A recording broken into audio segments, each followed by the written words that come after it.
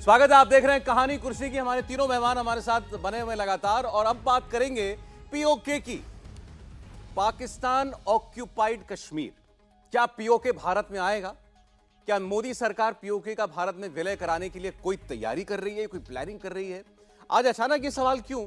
क्योंकि रक्षा मंत्री राजनाथ सिंह ने आज पाकिस्तान पर बहुत बड़ा स्टेटमेंट दिया। रक्षा मंत्री राजनाथ सिंह ने कहा कि पीओके पर पाकिस्तान का कब्जा गैर कानूनी है, पीओके भारत का हिस्सा है, पीओके के लोग भी ये चाहते हैं कि भारत में विलय कराया जाए पीओके का, और पीओके भारत का हिस्सा बनेगा। सुनिए। पीओके पर सिर्फ गैर कानूनी कब्जा कर लेने से पाकिस्तान की कोई लोकस स्टैंडाई नहीं बनती है। भारत की संसद में पीओके को लेकर एक सर्वसम्मत प्रस्ताव पारित है कि वह भारत का ही हिस्सा था, है और आगे भी हम मानते रहेंगे।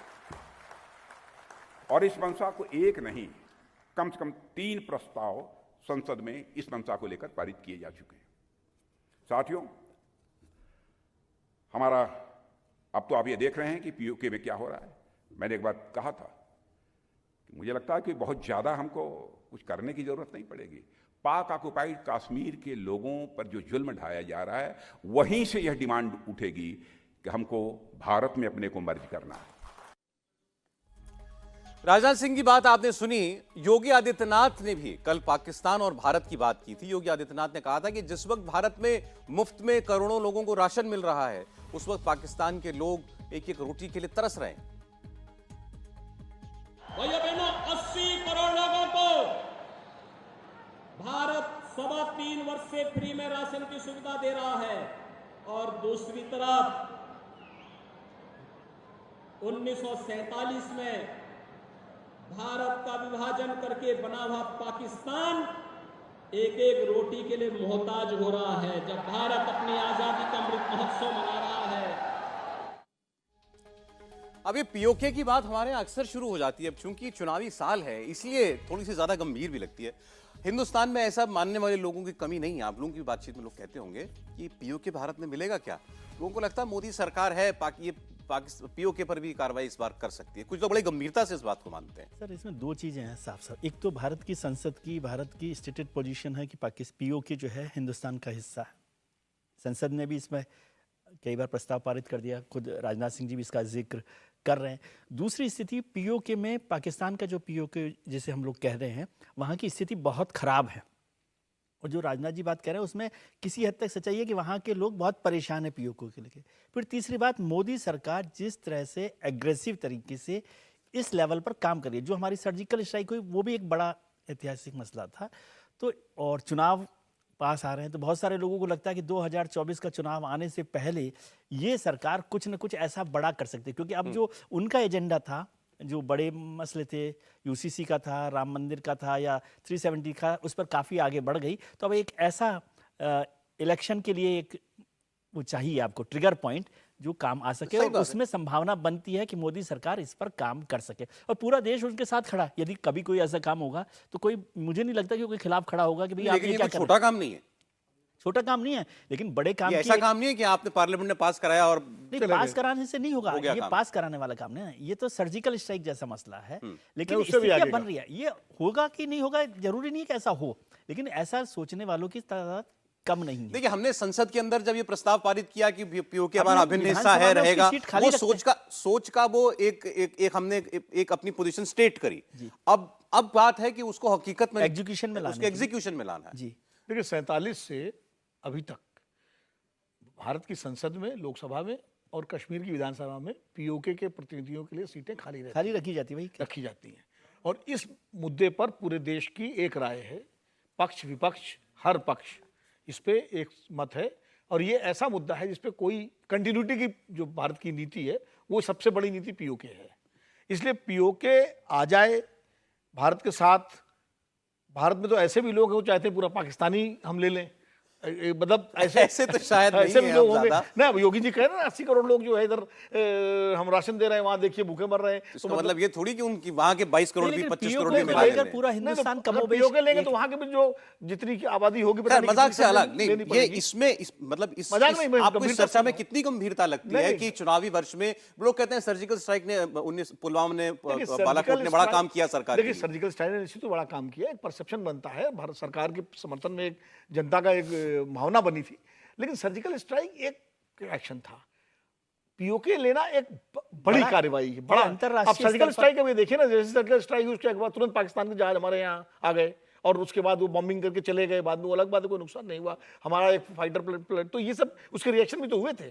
पीओके को ऐसा तो है नहीं जो आपने कहा संसद में प्रस्ताव पास किया और चल दिया भैया आ जाओ, लेकिन ये एक बड़ा डिप्लोमेटिक और मिलिट्री और हर तरह का मूव होगा। वहां की जनता आपके साथ खुल करके आए और मतलब जबरदस्ती आज की तारीख में आप जाकर के हमला कर दें, तो आज का जो वैश्विक जो परिदृश्य है वो संभव नहीं है। लेकिन ये तो जरूर है वैश्विक कि परिदृश्य तो आप यूक्रेन में देख रहे हैं ना, और ये डिप्लोमेटिक एक्सरसाइज तो कोई होने की चांस ही नहीं लगते मुझे अभी कि डिप्लोमेटिक एक्सरसाइज पर हम पीओके को हिस्सा मुझे ले लगता है- सकते हैं। मुझे लगता है कि मिलिट्री एक्सरसाइज से क्या हो POK सकता है, का- वो केवल एक एक्सरसाइज दिखाने के लिए भी हो सकती है।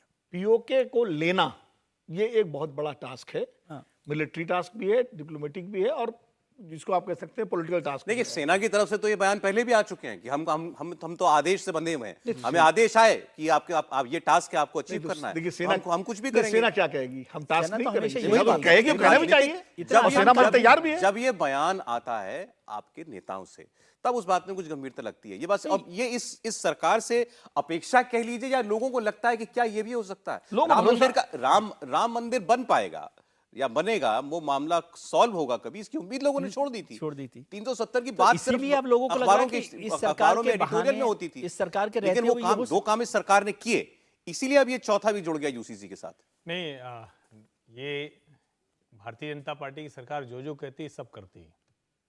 कोई एक चीज नहीं है जो कह दिया हो वो भले दीवा स्वप्न लगे और वो न हुआ हो या न हो रहा हो। 2 करोड़ रोजगार इस कहाँ दिए सरकार अभी तक? पर आरोप नहीं, 2 करोड़ तो रोजगार कहा का था। ऐसा कुछ कहा नहीं था। नहीं, मुझे घोषणा लगता पत्र है- में है। नहीं वो घोषणा मैं वही पत्र में कह रहा है, ये हूं कैसे कह रहे हो, नहीं कि कहा था? इसके बीच में वो 2 करोड़ रोजगार तो देने की जो कोशिश उस पर अलग डिबेट नहीं, वो है। ठीक अगर है। उस पर बात होगी तो मैं उस पर बात करूंगा, लेकिन ये अभी इसको जो मैं कह रहा हूं कि बीजेपी ने आप गिनाते जितने चले ना एजेंडे साथ-साथ उठाए- फिर क्या-क्या है। जितने एजेंडे उठाए हैं, जिस सांस्कृतिक राष्ट्रवाद की बात करते हुए ये पार्टी बनी, आज उसी को लेकर आरोप कर रहा है, लग रहा है कि भारतीय जनता पार्टी तो उसी हिंदू संस्कृति की बात करती है, उसी तरफ ले जा रही है। जिस 370 हटाने की बात की उसको कहते हैं कि देखिए खत्म कर दिया, आग लगाने वाले थे वो सब विपक्षी एकता में चले आए थे झोला उठा के, लेकिन उनका कहना था कि हमारे साथ तो कोई खड़ा नहीं हुआ। महबूबा मुफ्ती और उमर अब्दुल्ला की बात कर रहा हूं। जब उन्होंने कहा कि राम मंदिर तो बनेगा ही बनेगा चाहे जो हो जाए, 3 राज्यों की सरकार बर्खास्त हो गई, उसके बावजूद वो लगे रहे और बनाकर दिखा दिया। अब सवाल ये कि पीओके क्या है, तो मैं अपना उदाहरण बता रहा हूं और सत्यपाल मलिक की बात बता रहा हूं। 11 सितंबर 2019 राजभवन के रिकॉर्ड में दर्ज होगा ये, क्योंकि हम लोग पत्रकारों के प्रतिनिधि मंडल के तौर पर मिलने गए थे। 5 अगस्त 2019 को हटा था। हम लोग गए तो सत्यपाल मलिक साहब आए और बैठते ही उन्होंने जो कहा, उन्होंने कहा, तबीयत थोड़ी नासाज थी उनकी, उन्होंने कहा कि देखिए हमें क्या करना है, जो मोदी साहब शाह साहब कहेंगे वही हम कर देंगे, उसके अलावा हमको करना ही क्या है। कहे ये ऐशगाह हुआ करता था, जो रिटायर्ड अफसर हुआ करते थे, हमने बहुत काम किया और मोदी जी ने एक लाइन की बात कही है। अब वो एक लाइन की बात क्या है और राजनाथ सिंह आज क्या कह रहे हैं, दोनों सुन लीजिए। सत्यपाल मलिक ने हम लोगों से कहा, मोदी जी ने कहा कि इधर इतना उजाला कर दो कि अंधेरे में बैठे हुए पाकिस्तान ऑक्युपाइड जम्मू कश्मीर के लोग मुजफ्फराबाद के से भाग कर कहें कि गेट तोड़ो, हम तो उधर ही मिलेंगे। ये एक रणनीतिक स्थिति है।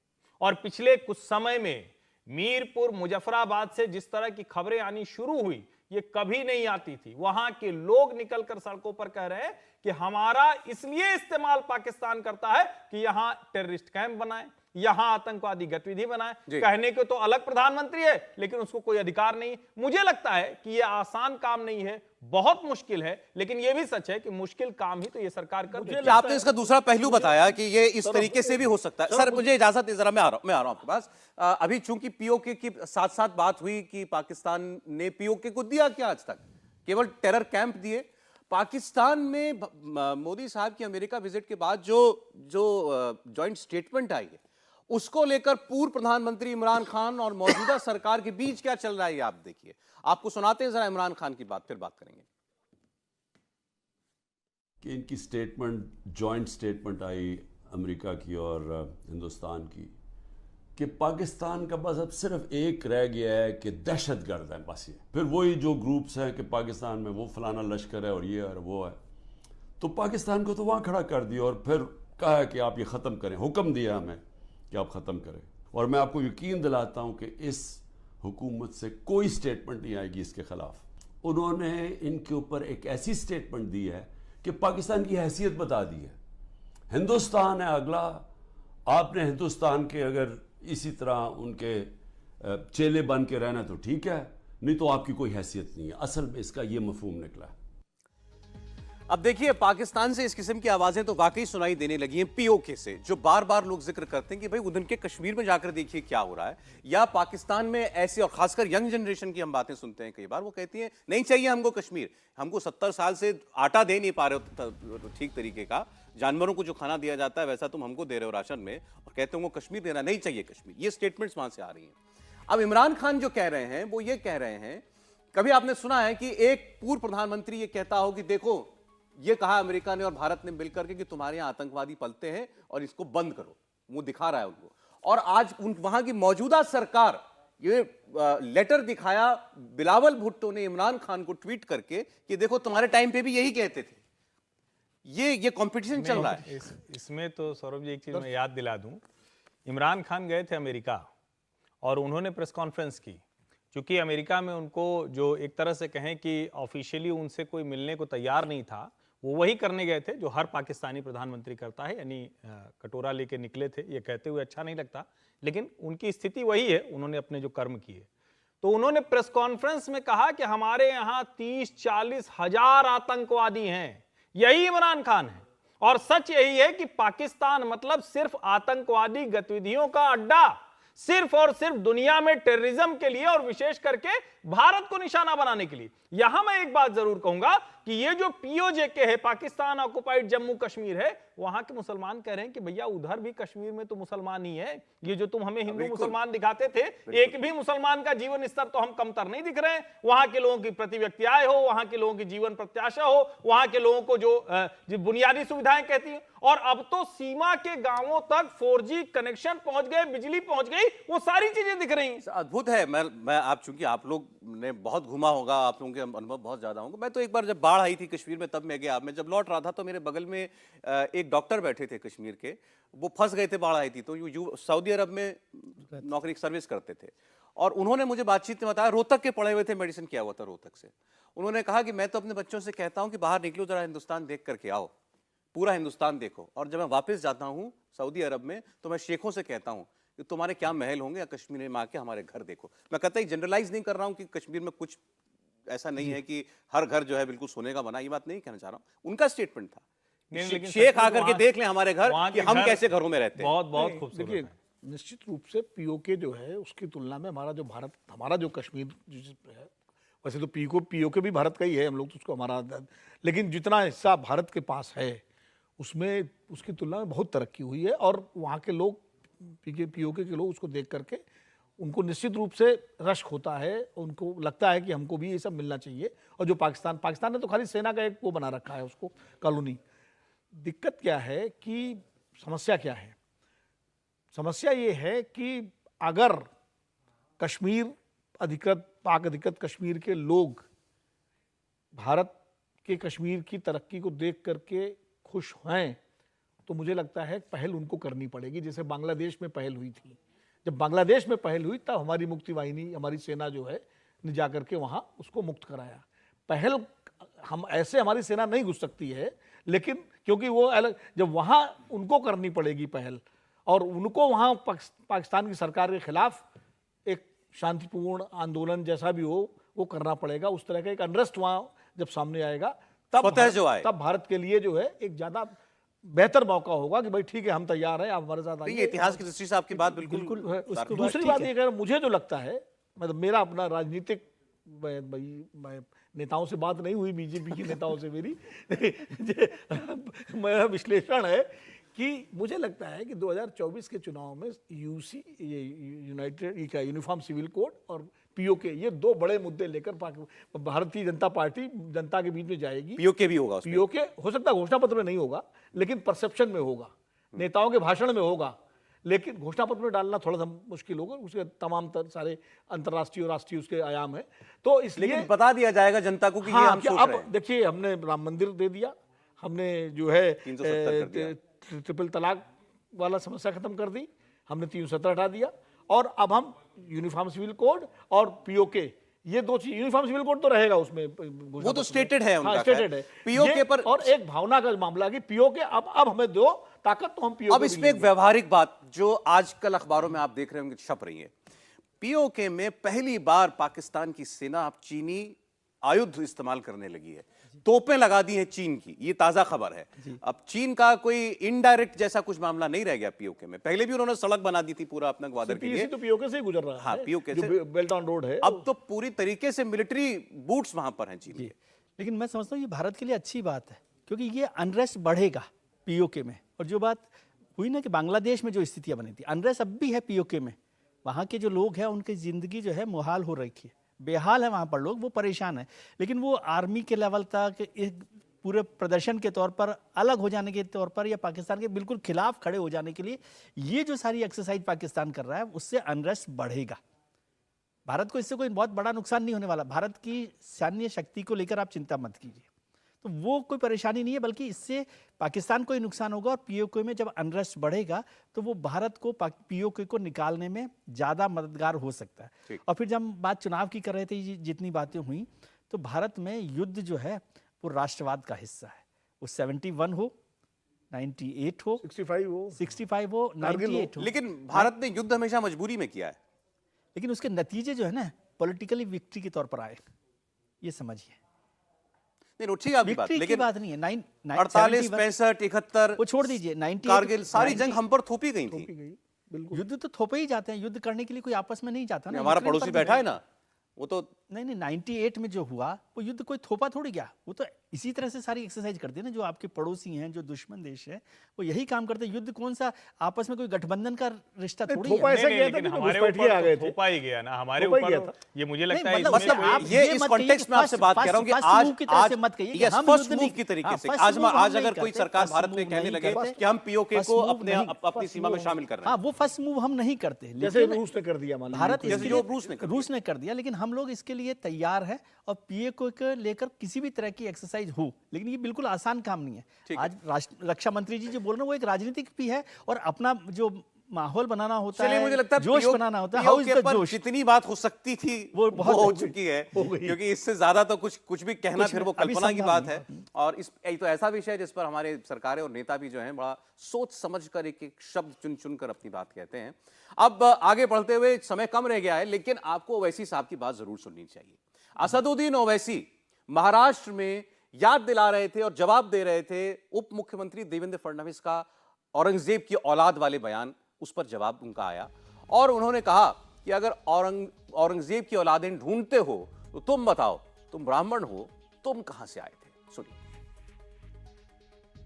हम डिप्टी चीफ मिनिस्टर साहब से पूछना चाह रहे हैं कि भारत के बहुत बड़े फ्रीडम फाइटर थे तिलक साहब।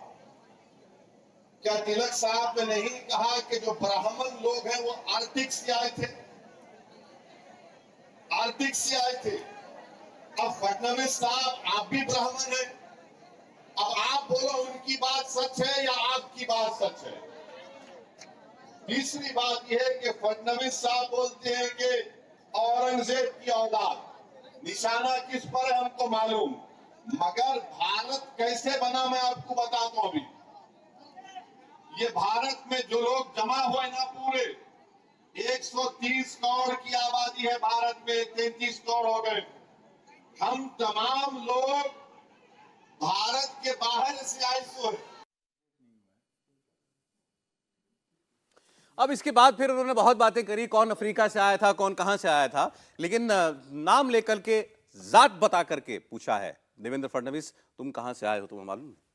नहीं, ये जो बहस है वो फडणवीस को लेकर नहीं, वो वही बात कर रहे हैं कि भाई मुसलमानों को जब आप आक्रमणकारी के तौर पर या हिंदुस्तानी के तौर पर नहीं मानते, इसलिए उन्होंने कहा कि जो ये डिबेट तो बहुत पहले से चल रही है, जो तिलक का भी जिक्र किया, ये हिंदुस्तान में हमेशा से ही जिक्र होता रहा है कि ब्राह्मण और आर्य और अनार्य की जो बात है, द्रविड़ की जो बात है, वो हमेशा से ही हुई है कि आर्य जो है खुद भी आक्रमणकारी कह ले या बाहर से आए हुए लोग कह ले, लेकिन वो मसला वो नहीं है। वो उनका फोकस ये है कि आप मुसलमानों को औरंगजेब की औलाद या हिंदुस्तान से बाहर के लोग मत कहिए। अगर ये कहेंगे तो आपका मूल जो लेकिन है देवेंद्र उस पर फडणवीस भी हम ये सवाल कह खड़ा चुके हैं करें। कि मैंने मुसलमानों के लिए नहीं कहा था जब मैंने कहा था औरंगजेब की औलाद। उन्होंने कहा इशारा ये है जो औरंगजेब की मानसिकता को लेकर के आए हैं। औरंगजेब आक्रांता था, औरंगजेब ने औरों के साथ क्या किया, यहाँ रहने वाले लोगों के साथ किया, ये सेकंड थॉट होता है। और उसके बाद आप औरंगजेब को आइडियल मानते हैं, अगर उनके लिए ये सेकंड थॉट होता है। माइंडसेट में वही होता है जो हम विजय जी कह रहे हैं या मैं कह रहा हूं, चाहे हेमंत शर्मा हो और चाहे देवेंद्र फडणवीस हो,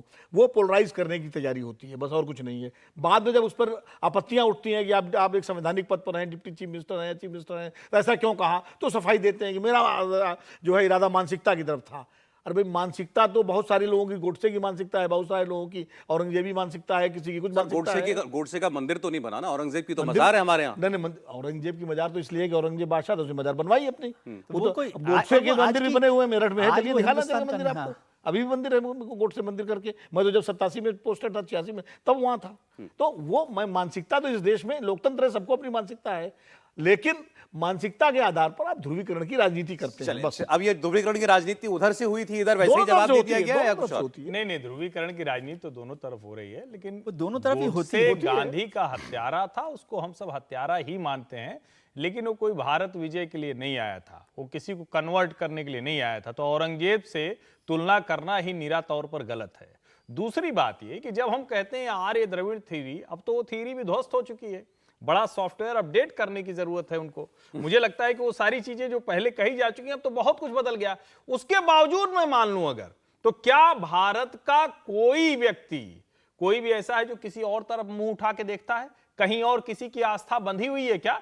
जिनकी आस्था इस देश से बाहर बंधी हुई है उनके लिए दिक्कत है। जो उत्तरम यत् समुद्रस्य हिमाद्रेश्चैव दक्षिणम वर्षम तद भारतम नाम भारतीय यत्र संतति, वो किसी भी धर्म जाति पंथ को मानने वाले हैं, वो हिंदुस्तानी है। चलिए, आज वक्त इतना ही इजाजत दे रहा है। बहुत शुक्रिया आप तीनों का हमारे साथ आज फिर आने के लिए स्टूडियो में, कहानियां सुनाने के लिए हमारे दर्शकों को, और इन कहानियों के पीछे कौन सी सियासत हो रही है कुर्सी की, वो बताने के लिए।